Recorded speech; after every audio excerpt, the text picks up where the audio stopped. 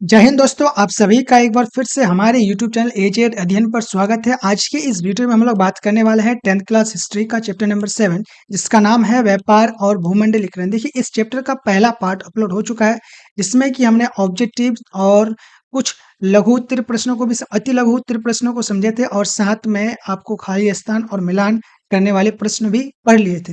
लेकिन आज की इस वीडियो में हम लोग पढ़ने वाले हैं लघु उत्तरीय प्रश्न और दीर्घ उत्तरीय प्रश्न।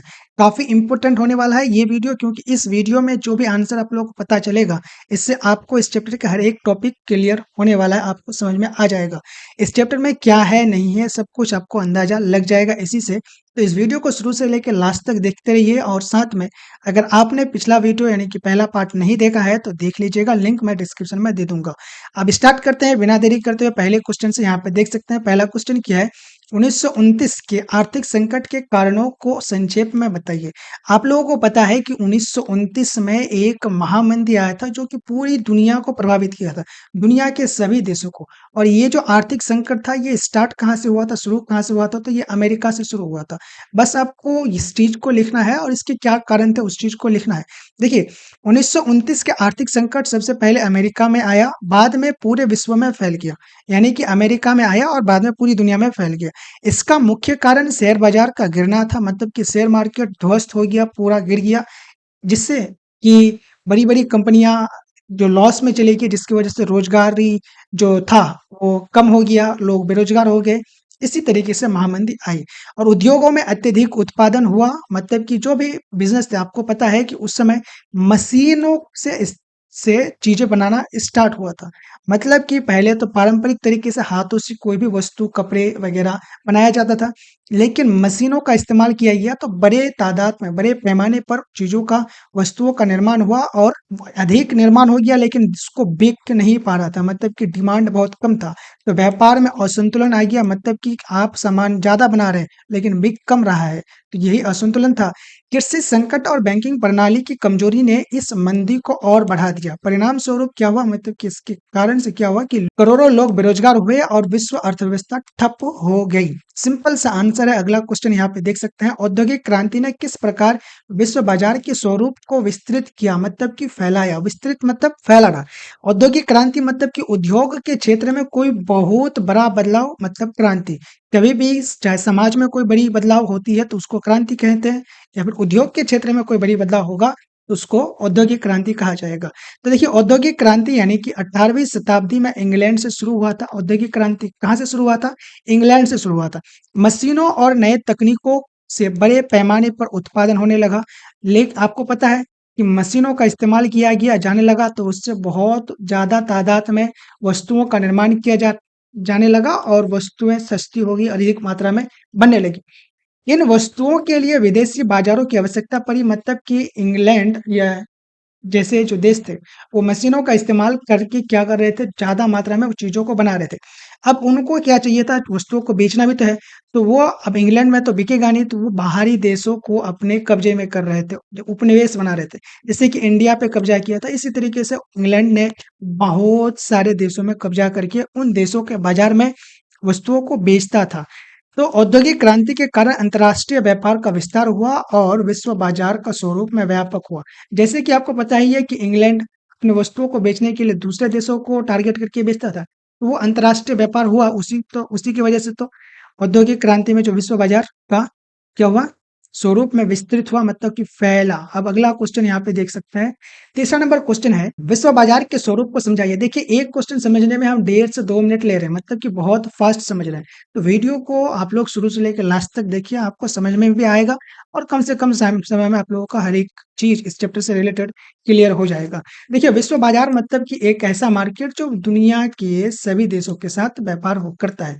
मतलब कि या तो वो वहां पे दुनिया के अलग अलग देश से आकर के वस्तुएं वहां पर खरीदता है, या फिर उस बाजार से दूसरे देशों में बेचा जाता है, भेजा जाता है।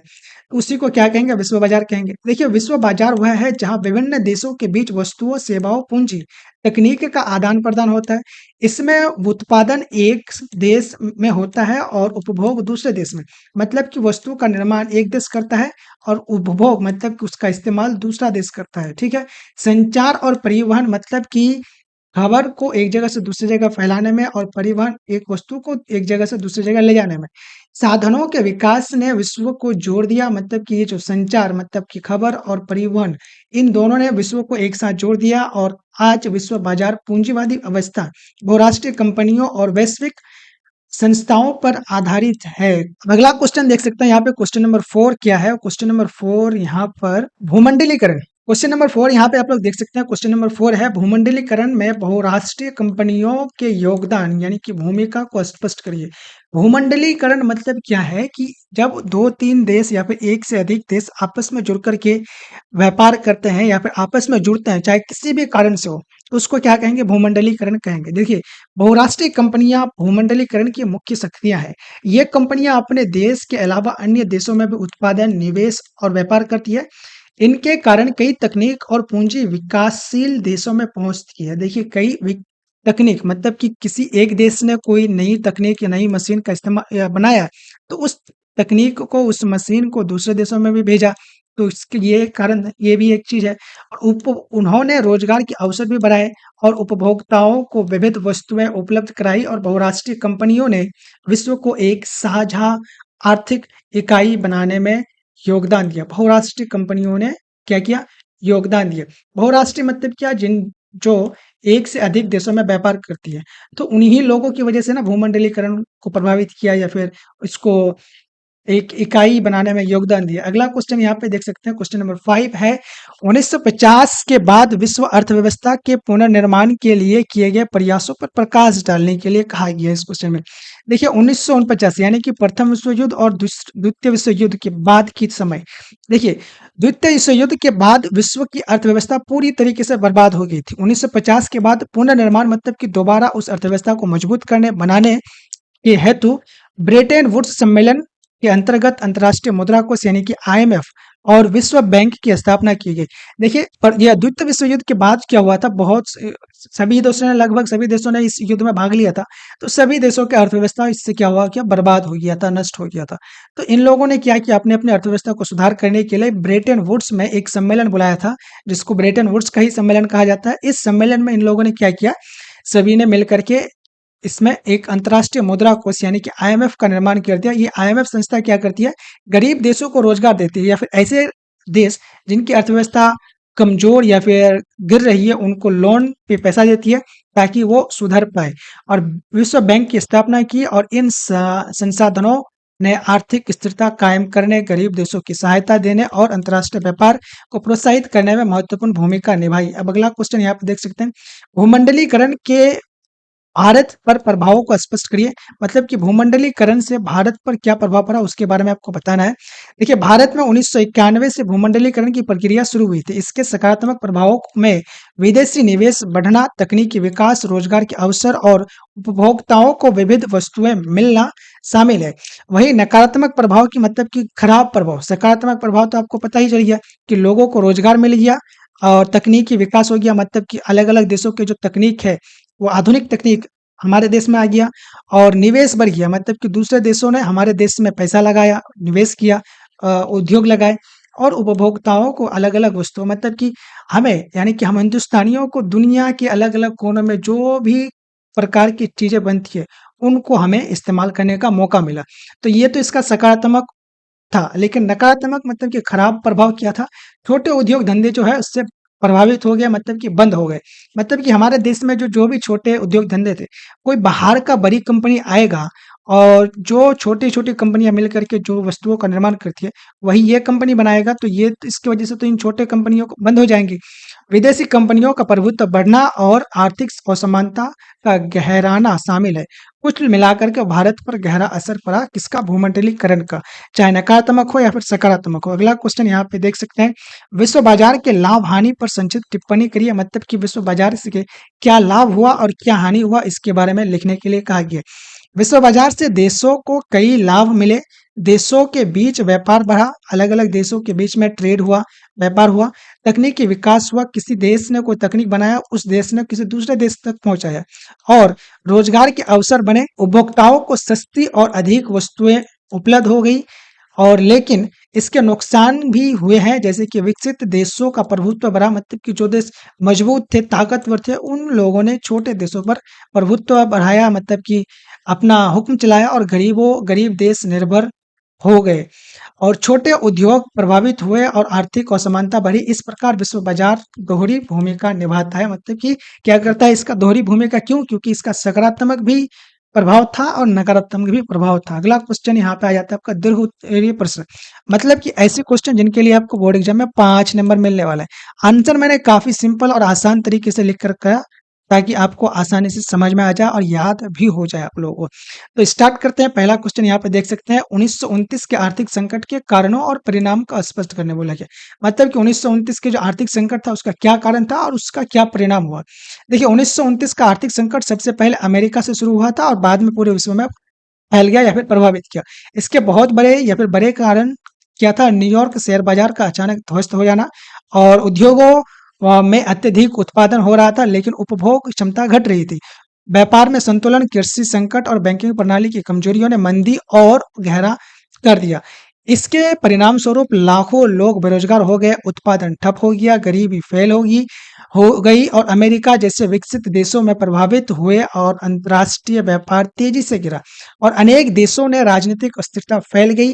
जर्मनी और इटली में फांसीवाद, नाजीवाद जैसी तानाशाही शक्तियां उदय हो गई और उदय में भी इस संकट ने बड़ी भूमिका निभाई। इस प्रकार 1929 की मंदी पूरे विश्व की आर्थिक और राजनीतिक स्थिरता को गहराई से प्रभावित किया।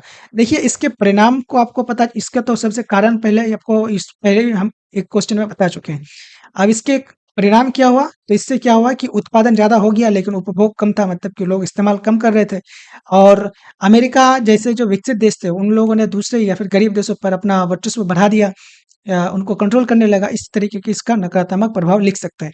अगला क्वेश्चन यहाँ पे आ जाता है आपको, 1945 से 1960 के बीच में विश्व स्तर पर विकसित होने वाले आर्थिक संबंधों पर प्रभाव प्रकाश डालिए।